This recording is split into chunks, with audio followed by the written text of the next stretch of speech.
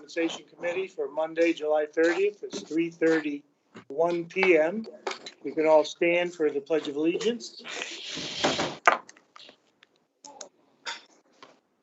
I pledge allegiance to the flag of the United States of America and to the republic which it for serves, which it stands, one nation, under under God, God, indivisible, indivisible, liberty liberty all. and justice for all. Thank you. Kelly, can I get a roll call, please? Yes, you can. Benton, Here. Fagion. Fagion, Here. Luhan. Riskevich, Here. Sierra, Joel was just texting or putting up a note that he's in the other meeting. He's, I think, in tomorrow's Human Services meeting. He didn't click on this one. oh. Okay. All right. Sierra's on, but he's having trouble. Okay. Stiganga, I'm here. Hotel, Here. Bureau, Here. and Luhan one more time. I don't see him here, and I will send Joel another invite if he's having a hard time. Okay, I think he's actually in the wrong Well, meeting. He keeps popping up. He's in Human the wrong Services. meeting. Okay. So he needs to get into the P&C. Okay, let me get him straightened out.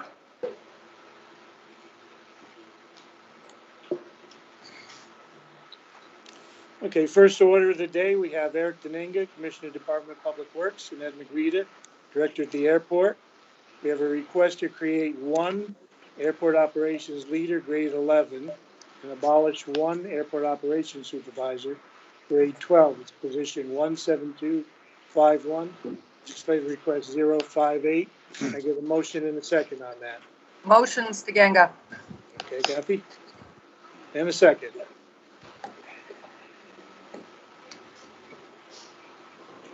I'll make that second myself, John Vera. I'll second it, Benton. Okay, Lee, you got it. Eric, are you here? I'm here. Can you hear me okay? I can, yes. Thank you. Excellent. I was not expecting Ed. I'll check to see if he's on the call. Big silence, we're assuming he's not. He's on vacation today, so. Pretty simple change here. Bottom line is we had a supervisor who resigned in the last several months. Ed is looking to replace that position, which was a grade 12, with a grade 11 position. Basically to realign with the existing strategies and management at the airport now, which includes less employees than when that original supervisor position was set up. So basically, the current job description for the supervisor position is a little bit obsolete for what he's managing now with smaller crews. And additionally, the direct reports are going to be going directly to the director of the airport, which is Ed. So they'll be taking that responsibility away from that supervisory role, since they'll be reporting directly to Ed. So for the most part, that covers it. Just basically a downgrade position. At this point, we're not obviously filling the position. We have to wait for permission from the county exec's office to fill that grade 11, assuming that was approved, versus just to put it in line in the paperwork. That's all. Okay, very good. I'll open up the questions for legislators on the committee, if any.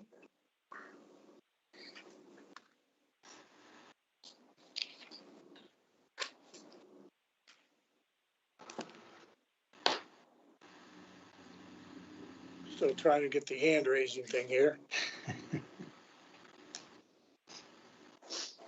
Okay, looks like no hands raised. In that case, I'd like to call a question. All in favor? Aye. Aye. Aye. Any opposed? Aye. Motion carries unanimously here today. Eric, that was an easy one. Thank you very much. All right. Thank you. And then I did mention earlier, item number 3 on our agenda is going to move up to number 2. We have Lawrence Ledoux, Commissioner of Valley View Center, Donna Stryker, Director of Finance, Valley View. We have a request approval to implement salary ranges classified nursing per diem titles. Legislative request number 119. I get a motion and a second on that. So moved, Tortel. Okay, Lori, Second. is that Kathy? Okay, thank you. Lawrence, this is something I believe we've talked about a few times now, over the last couple of months.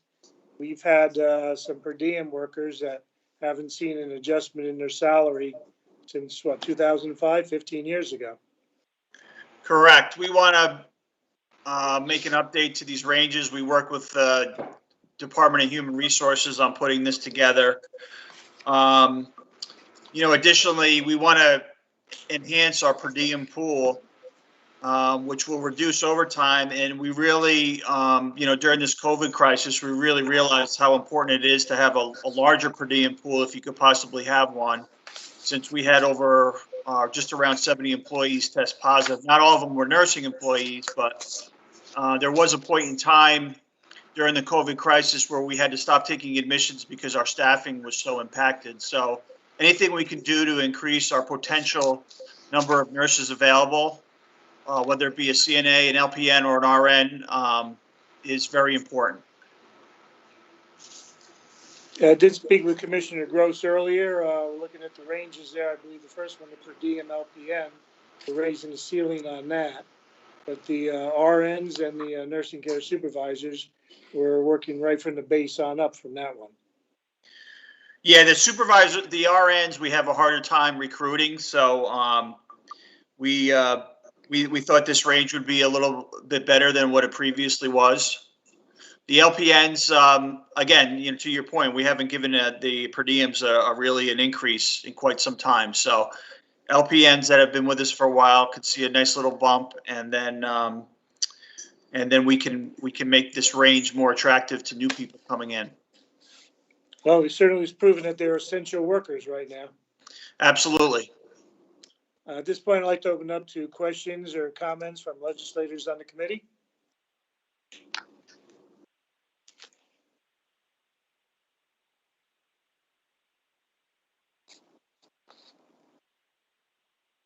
Okay, no hands raised. In that case, I'd like to call a question. All in favor, aye. Aye. Any opposed? Aye. Okay, motion carries unanimously. Lawrence, thank you for your time. That was an Thank easy you. one, Thank too. you. Thank you to you and the committee, and thanks, Steve. Thanks, Lawrence. You're welcome. Okay, number 3 on our committee, on our agenda today. Steve Gross, Commissioner of Human Resources. I believe he has a deputy commissioner with him as well. We have letter A, Steve. Reclassify, reallocate, abolish, and create various probation titles in accordance with revised NYCRR Title 9, Appendix H10, legislative request 047. Can I get a motion and a second on that, please? Motion, legislator Fagione. Tom? Second, Okay. Ganga. Second. And Kathy, you got it. Commissioner Gross. Thank you, Chairman. So this is an item that we had on the legislative agenda prior to the pandemic. We were hoping to have this voted on in March, but we've revised it a little since then, since we have a little bit of current information that's come into play with the current state of affairs we're dealing with. So what we're asking today for the legislature to do is nothing more than a procedural cleanup that changes the naming convention of the probation officers in the probation department to be in compliance with state law. The state law has changed the titles of the names of the probation department. Very small changes. In many areas, it's literally putting a letter after the name of the probation director. So there is no money involved in these actions. There is no grade changes. All we are doing at this point is truly changing the titles to be in compliance with New York State Department of Criminal Justice Services that did a review and believes this is the proper terminology for probation titles. Okay, excellent. We like it when we're just complying and it's not costing us any additional money. I'd like to open up for questions, legislators on the committee, if any.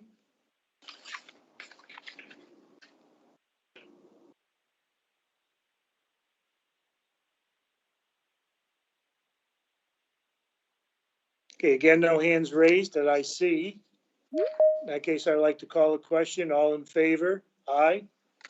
Someone Aye. I would rather Aye. have at the helm than you, someone with a healthcare. And any opposed? Motion carries unanimously. Thank you, Commissioner Gross.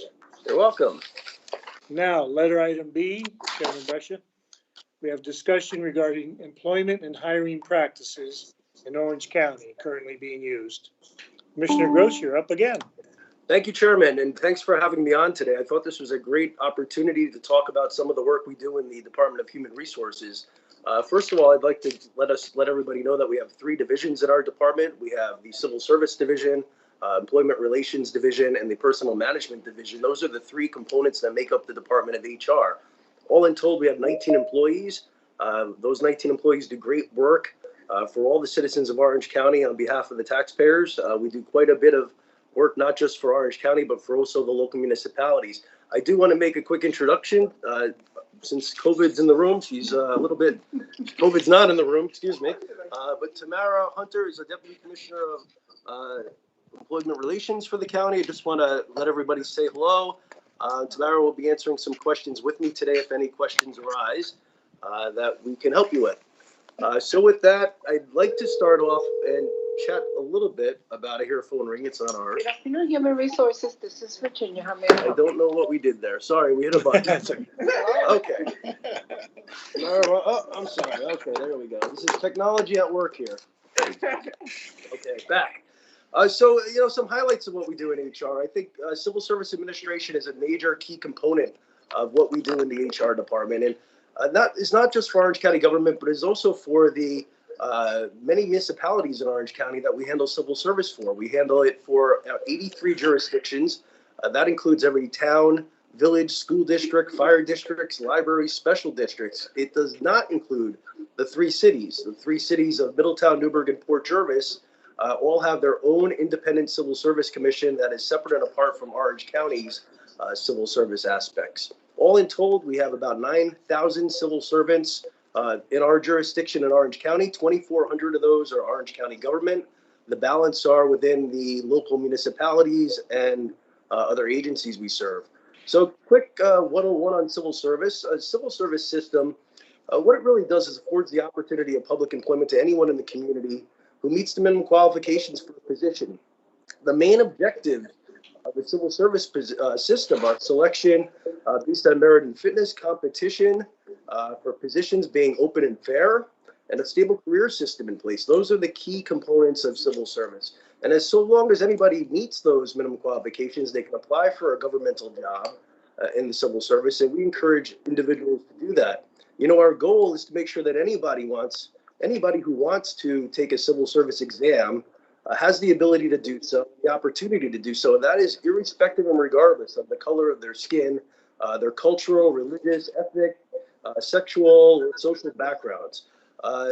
Really, anybody who meets the minimum qualifications can apply for a civil service job, and we encourage them to do that. So Orange County does operate under the merit and fitness system. That does mean that an individual needs to meet those minimum qualifications for a job. And for example, I'd like to use the position of police officer because it is a very common position in civil service that's out there right now. And there's a lot of talk about what goes on in civil service with respect to police officers. So, for example, in Orange County, you need to be no greater than 35 years of age to be a police officer. You need to pass the written exam. You need to be able to pass the physical fitness agilities and background checks and psychological checks. These are all part of the minimum qualifications to be a police officer. You also need in Orange County 60 college credits or military service to qualify you on the front end. In fact, we just finished this process. We gave the police officer written exam in Orange County for police officer and deputy sheriff last November. We had over 1,100 people pass that exam, and we just completed finishing the physical fitness agilities for that exam just a week or 2 ago. So there will be a new police list being certified to all the agencies in Orange County in the beginning of August. And that is good news for those people that are looking for public employment.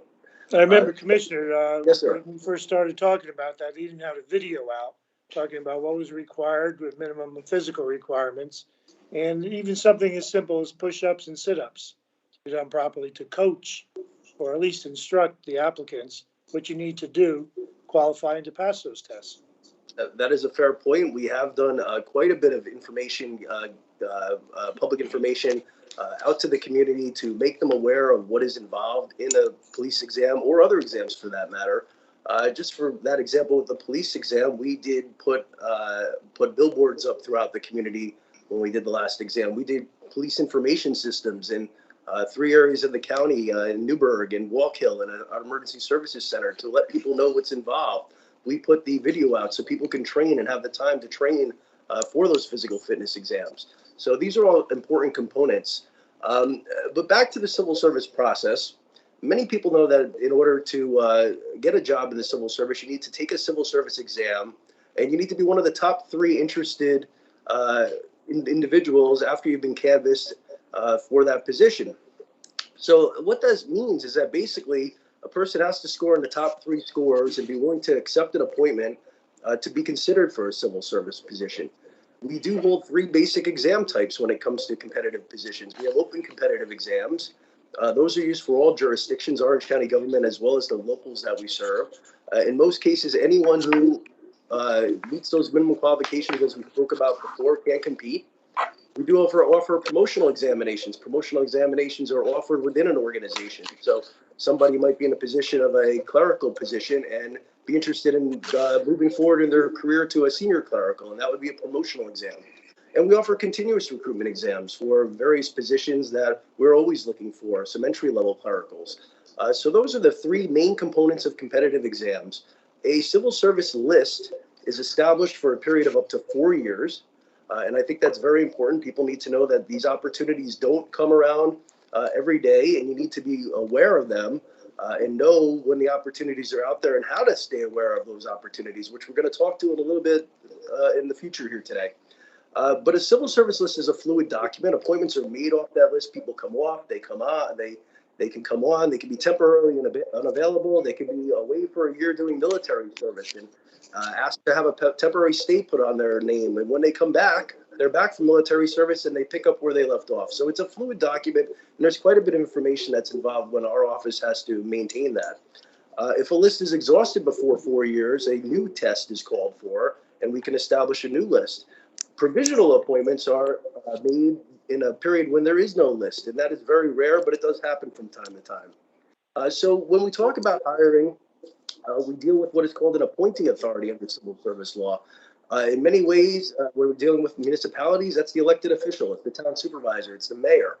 The appointing authority has the responsibility for making those hiring decisions in accordance with state law and the Orange County rules for the classified service. We do provide education and training on how to go through that process, and we also validate that things were done appropriately with respect to the civil service list.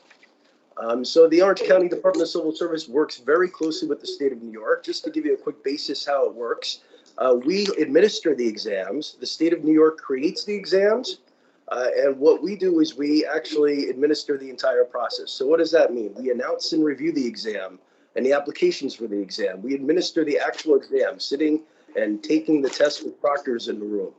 We establish the eligible list and the certifications that go out to the municipalities when they want to make an appointment. We work with the appointing authorities to make sure that is done correctly. And again, all applicants who meet those minimum qualifications can and should apply for civil service exams. Now, how do you find out about a civil service exam? Because that's basically the next piece of the puzzle here. I'm interested, I want to take an exam. How do I know about it?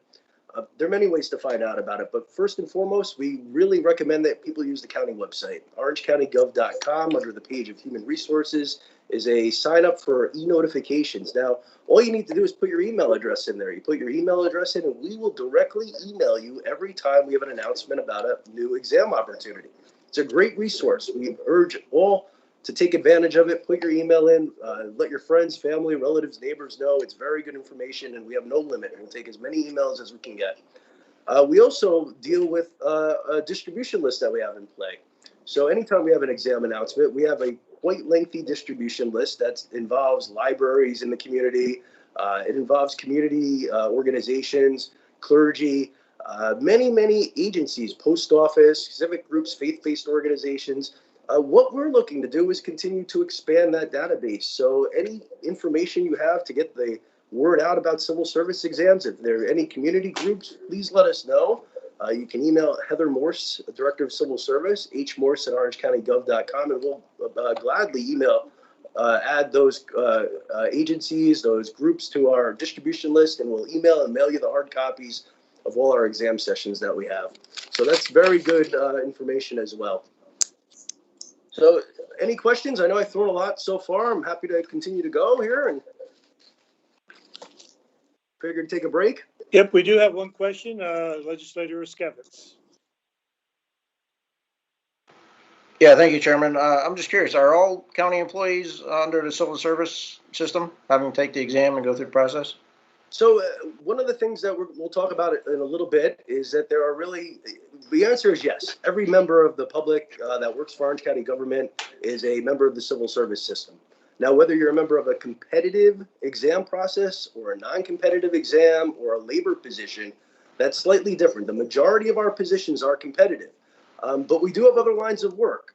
DPW workers, parks employees, food service helpers are considered labor class employees. There is no exam for those positions. They're advertised. As long as they can do the job and they interview well, they can be hired for those jobs. Non-competitive positions are positions that require a certain licensure. So, for example, we have our DPW has some truck drivers that require a CDL license. Well, the CDL license is in essence the minimum qualification for the job of a non-competitive heavy equipment operator. So those are the positions that also come into play with everybody's civil service. If you get a paycheck from the government, how you're classified is a different story. We also have exempt positions in the county. Some of those serve at the pleasure of the department head or an elected official. Those are very few and far between. Okay, thank you. You're welcome. Oh, excellent. Any other questions from legislators on the committee? Or questions from legislators attending not on the committee? Well, Commissioner, I think you gave a pretty good explanation of what's been going on in Orange County for our policies and procedures. You know, people sometimes question things and they don't really know the true extent and the background that goes into this. It's not arbitrary at all. We follow a strict guideline and rules and regulations, same ones that the other counties have. Yes, this is, the law of the land. This is New York State Civil Service law.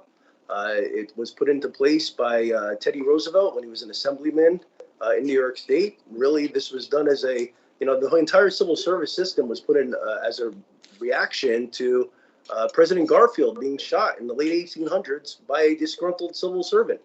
And the system of spoils that was in place for many years. The old expression, to the victor goes the spoils. Well, the civil service system was meant to lay that to rest and to put a more fair and equitable system in play so that anybody can compete for a public job. And there are many other things we do in the county. Once individuals are hired, we have a number of trainings in place that we do for our department heads, for our key supervisors in our county. We've had brought in special subject matter experts in the field of cultural and diversity relations. We've had issues with we've brought in experts from the law firm Jackson Lewis, Michelle Phillips, who's an expert in many diversity issues. We do trainings for all our workforce. The legislature was very supportive in creating a position for this office about 1.5 years ago of Director of Workforce Development.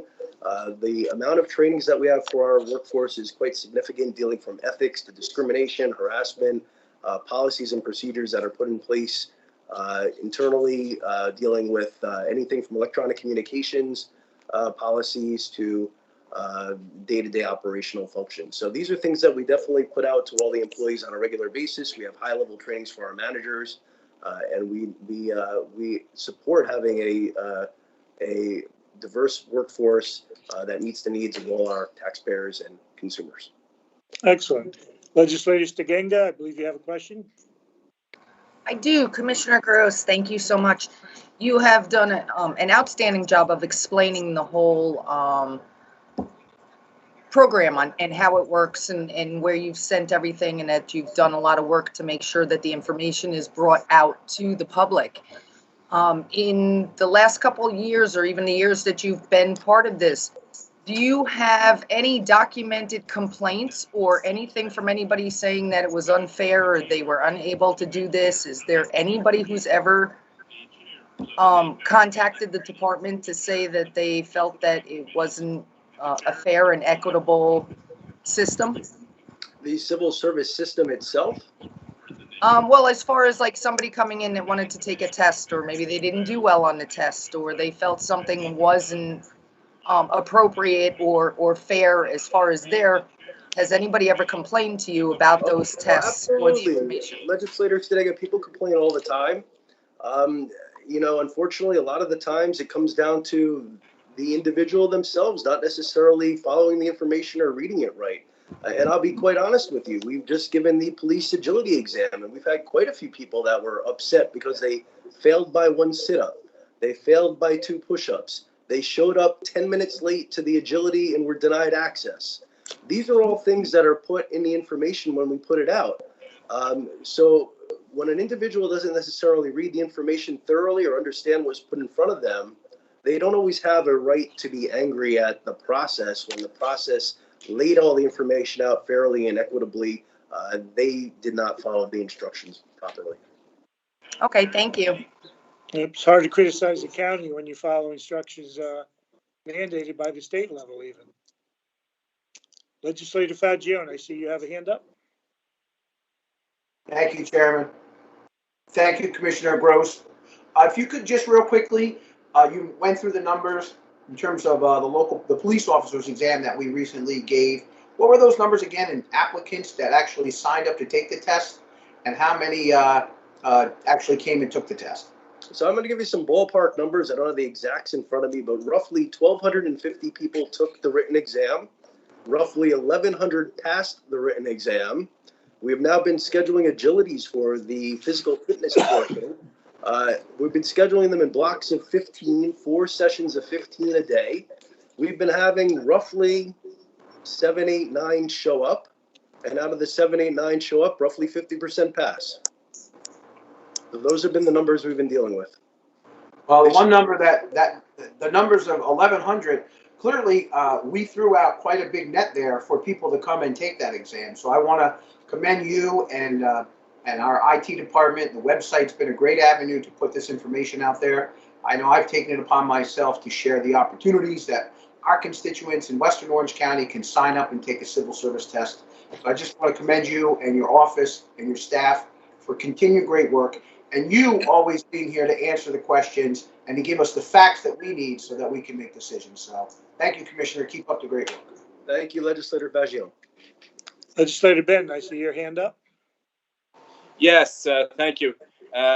Since being on the legislature now for quite some time, I just wanted to commend Mr. Gross and his department for, like he said, the complaint that I heard most often was people were complaining about the physical requirements for sheriff's department and such, and not passing the exam by a sit-up or a push-up or something like that. And so I really wanted to commend him with educating the workforce and educating, about the classes and about the requirements, and, really kind of teaching people how to pass, not how to pass the exam, but how to properly perform the exercise so that they could pass the exam. And I wanted to thank him very much. Thank you, sir.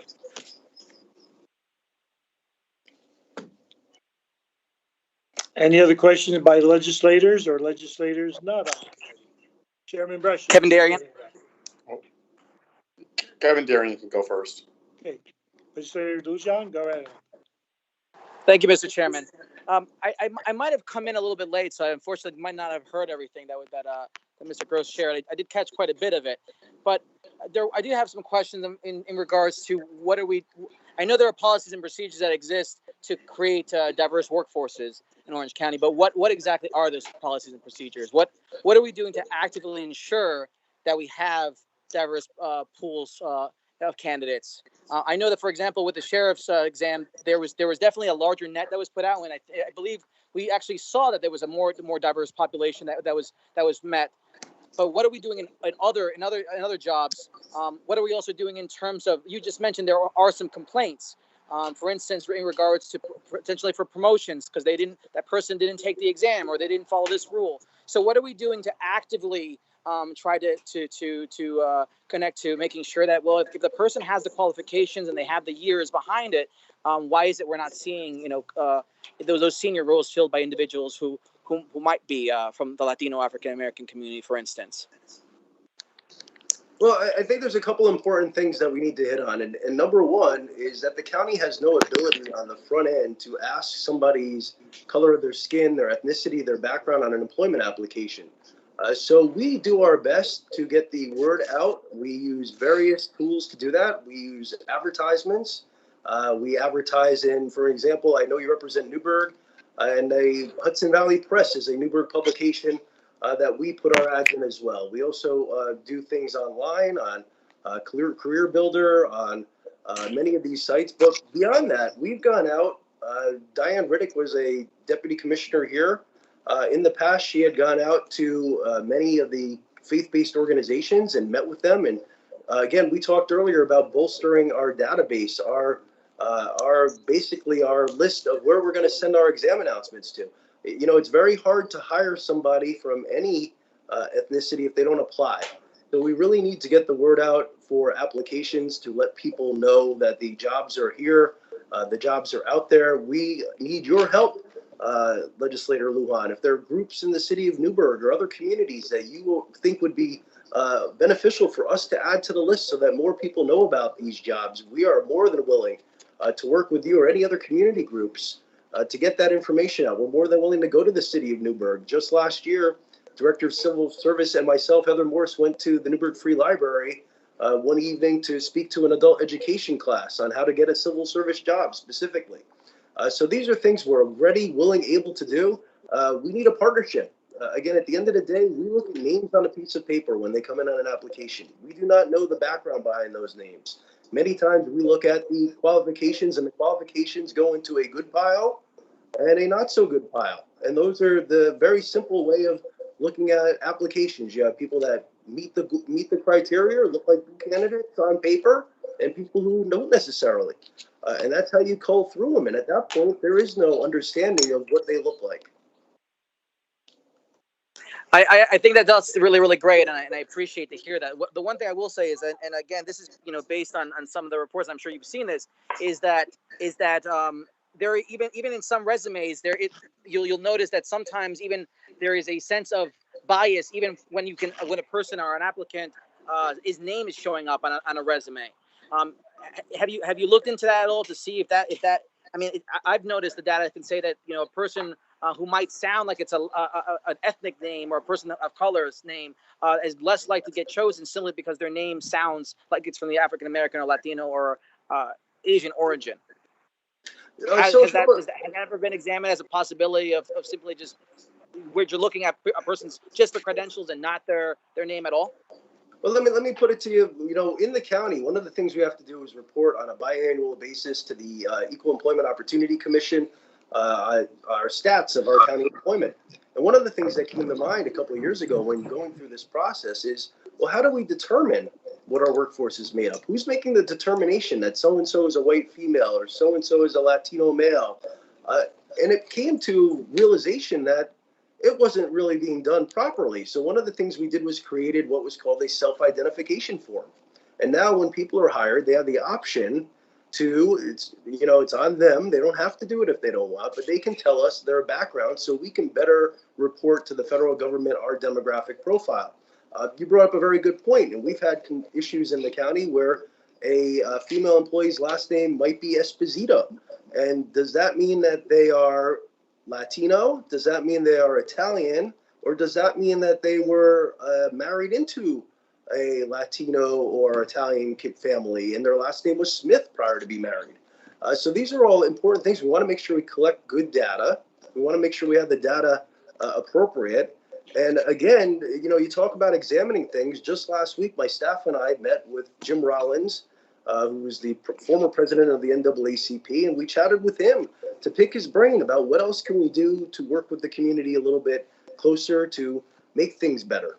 And those are things that we've done because, and that's not a new conversation. You know, Mr. Rollins and I talked 10 years ago about these same topics. So we have made advancements and done more trainings.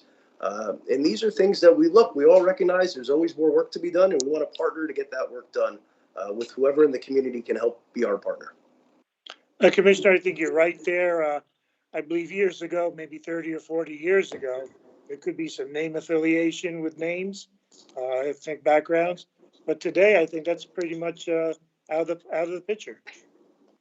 You just don't know. I would really disagree with that, but it's still very clearly in the picture, because to this day we still see that people are passed over because of the fact that their name might sound like a Latino name or an African American. That's not like something that has been removed. We see it every single day in work practices across the country. It's not a dead issue. So that's why I'm bringing it up, because it's still very much a present issue. Legislator, one of the things that I spent, I know you tuned Go ahead, in. Commissioner Gross. My apologies. One of the things I know you tuned in a couple minutes late, but we spent the beginning of the talk talking about the civil service system and how the majority of the positions are competitive in nature and require meeting the minimum qualifications and being appointed off of a civil service list. That is a major factor with respect to minority appointments. If there are no minority names in the top three, and I shouldn't say names, minorities, period, in the top three candidates, it makes it a lot harder to follow the law and make that appointment.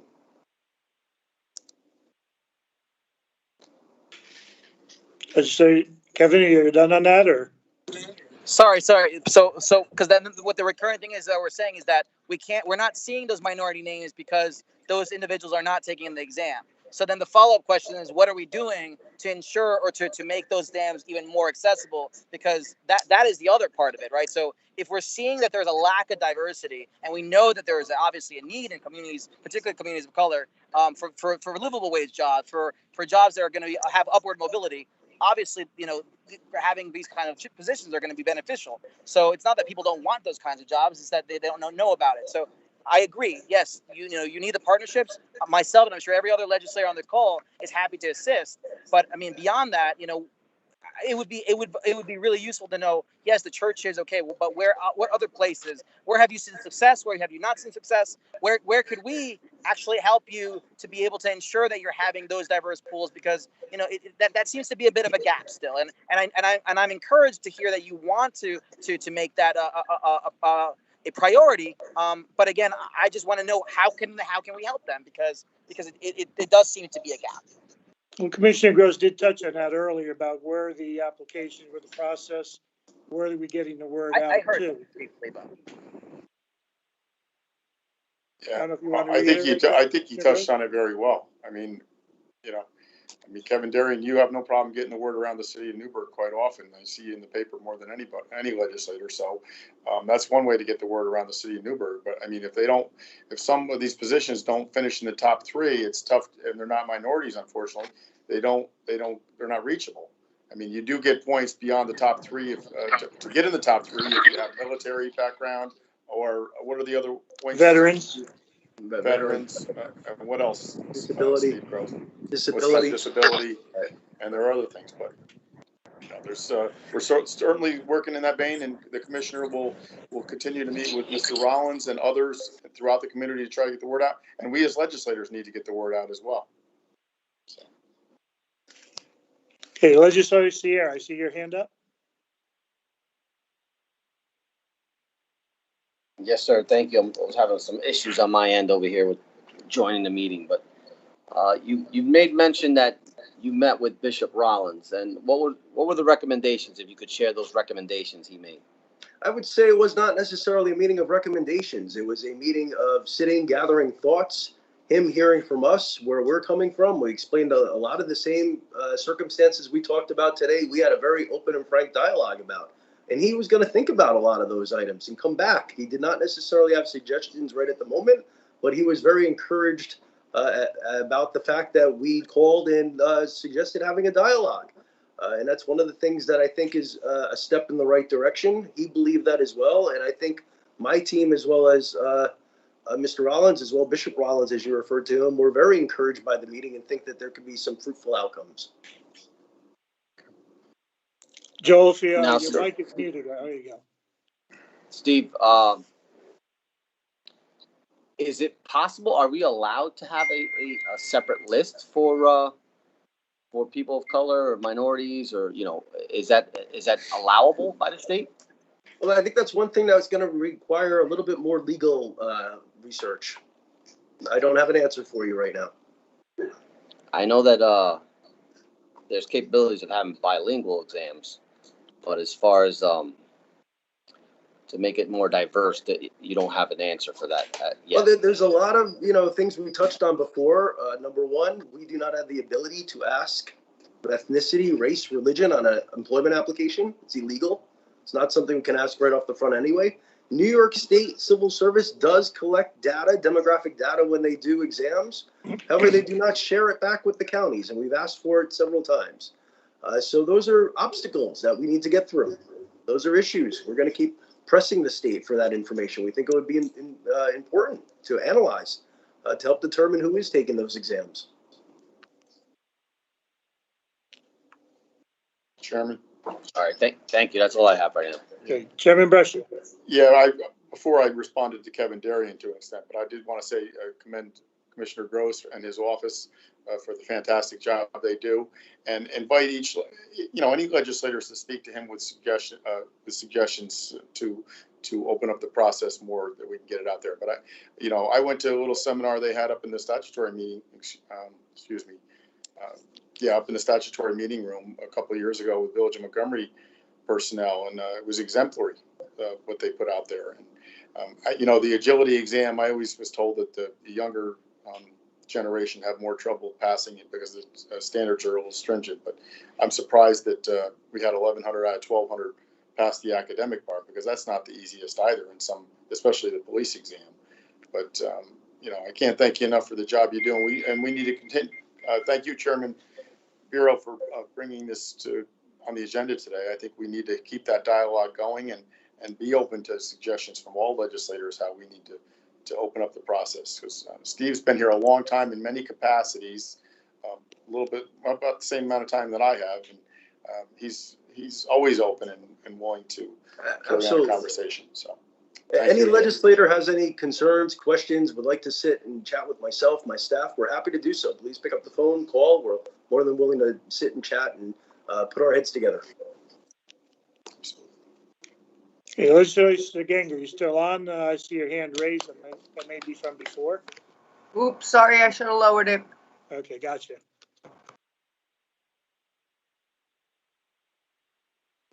Legislator Fagione. Thank you, Chairman. Commissioner Gross, I just have a couple quick questions. I heard some dialogue recently. In terms of these civil service exams, is anyone denied the opportunity to take a civil service exam because of the color of their skin if they meet their qualifications to take that exam? Absolutely not. Is anyone denied the opportunity to take a civil service exam because of their last name or their married name if they meet the qualifications to take that exam? Without hesitation, no. Thank you, Commissioner.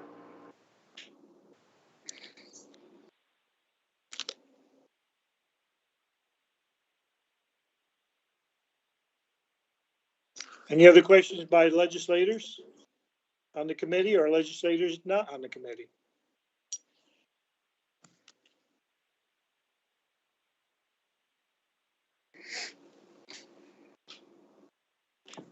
Well, Commissioner Gross, I think you did an excellent job about reporting our policies and procedures where we adhere to the state guidelines, equal opportunities for everybody who applies there. No, shall we say, preferences at all. Not allowed to have preferences in there.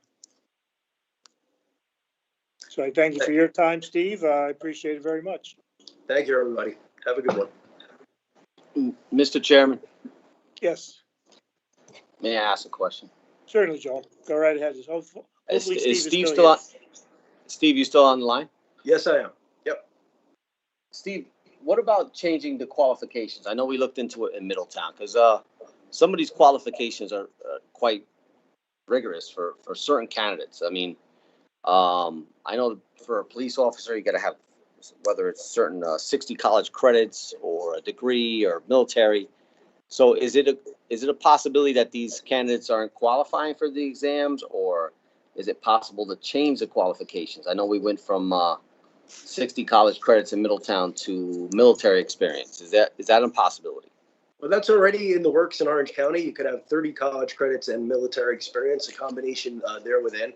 You know, the decision to put the college credits in place, and I believe Mr. Brescia was here back then. I believe it was around 1999 or 2000, and it was a real big push from the Police Chiefs Association of the county, wanting to have a more educated police force. And that was one of the rationales behind that. 60 college credits did not seem like it was an exorbitant task. It's basically an associate's degree, and we don't even require the degree. It's just a credit number of 60 college credit hours. So that was something that was put in place consciously with a decision in play. And as a matter of fact, I spoke to the district attorney earlier today, who fully supports the 60 college credits. Feels it's very important for police officers to have higher education. I didn't agree with it back then, if you remember, Steve, too. I didn't remember that part, but No, with your predecessor, Dan Haraway, back when, so. Gotcha. I acquiesced. So to your point, Mr. Sierra, yes, there is opportunity to change quals on certain positions, not all. Some are defined by the state, some are defined by the county, but they are really meant to really have a defining line as far as qualifications and who can take those exams based on having background. Again, in order to be a licensed social worker, you do need to have a master's in social work for some of those higher level positions. So without that, you would not qualify for the minimum qualifications to be is it master social worker? Is that senior social worker? Yeah. Just for an example. I think we had a couple of positions we advertised for bilingual specialists. If you weren't bilingual, you wouldn't be considered to be even hired. That is true. We have bilingual clerical receptionists. In fact, we put one in our office in the Department of Human Resources. We have a bilingual receptionist to not only help with our office, but any of the offices in the government center that might need assistance as well. I know we were facing similar issues like that in Middletown, but now that everyone has access to higher education and SUNY schools through the state, I don't think that should be an issue in the future. But not that I disagree with having lower qualifications for police officers. I just feel that sometimes changing the qualifications or different life experience may open doors for different people. We're open to listen and suggestions. That's all I have. Thank you. Okay, thank you, Joel. Legislator Fagione, are you done or you just didn't take your hand down? Sorry, I'll put my hand down. Thank you, Chairman. Okay, I see it now. Thanks. One comment I'll have too. I remember attending a Town of Chester board meeting, and even at that board meeting, which is filmed and available for viewing later, they mention every time there's a civil service exam available. They mentioned right from the Bobby Valentine talked about it, about the availability of it and the opportunities there. So I think a lot of the local municipalities, once they know about it, they obviously are contacted by Human Resource. They put the word out as well. And I'm aware of many of your colleagues. There are quite a few legislators who go above and beyond and actually post civil service exams on their own private Facebook accounts. So really appreciate that to certain legislators that are on the committee. Thank you.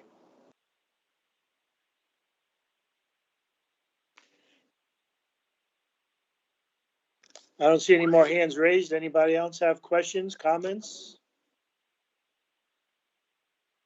Commissioner Gross, I think you did an excellent job just bringing us up to speed about what's current, what we need to do, what's available, and the fact that we are still in compliance.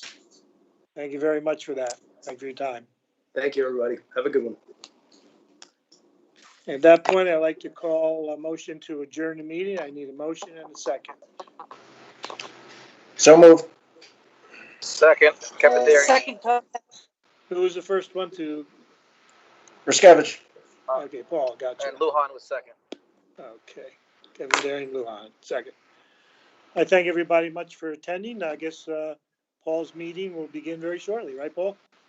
Yep, right away. Okay, thank you. Thank you all.